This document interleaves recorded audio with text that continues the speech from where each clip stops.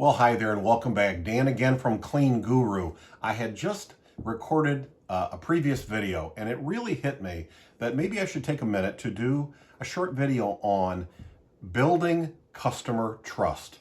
How can you create and build customer trust? Well, it gets down to many things, but here's three I'd like to point out. First of all, I was talking about in another video learning how many hours it would take, budgeted hours, to clean a building. And I remember years ago, we used to have a marketing piece that we would send out to our prospects and say, you know, did the company that's currently cleaning, did they tell you how many hours of cleaning are budgeted each night? Do they have a way of telling you, are they sticking to those budgeted hours? Or if not, if you ask them, please go ahead and ask them, see if they even know what the budgeted hours are. In fact, sometimes I've even heard in the industry, some cleaning business owners say, well, you know what, we're really making a lot of money at that account now because our folks are really cleaning fast. And, you know, I don't know if they're cleaning in half the time, but sometimes that can go too far, right? And you're not really putting in the required time. Folks are racing through the cleaning. In fact, right, that's one of the main reasons why cleaning business owners lose accounts is trash and dash. Folks get down to, should have been 5 hours of cleaning, it's getting down to an hour and a half or two.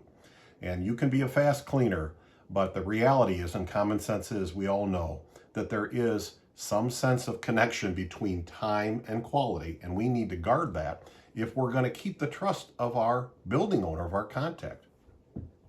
The other thing is price, and we had talked about in that other video, and I want to talk about it again in terms of trust. You know, if your customer finds out that you're kind of gouging them because you found out they really wanted you and you had a really high price and you wanted to just see if you could get it and you did, and you know it's really too high, well, that again is not a matter of trust. You want to be able to look them in the eye and be able to confidently express why you're charging what you're charging. You don't want to be embarrassed later on when they go out to bid and 4 out of 5 bids that come back are right here and your price is way out of the roof. They're going to say, well, what is going on here?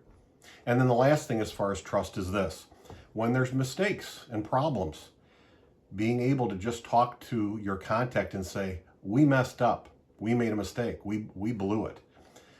Being transparent and authentic about problems that you've had, your pricing, your hours, you can build lots of trust that can then help you have lots and lots of customers. If you want 25, 100, 200 customers, you can try to create that trust relationship by the way you treat your building owners and managers. And those are 3 ways in which it really shows itself. Till next time, remember, you can do this.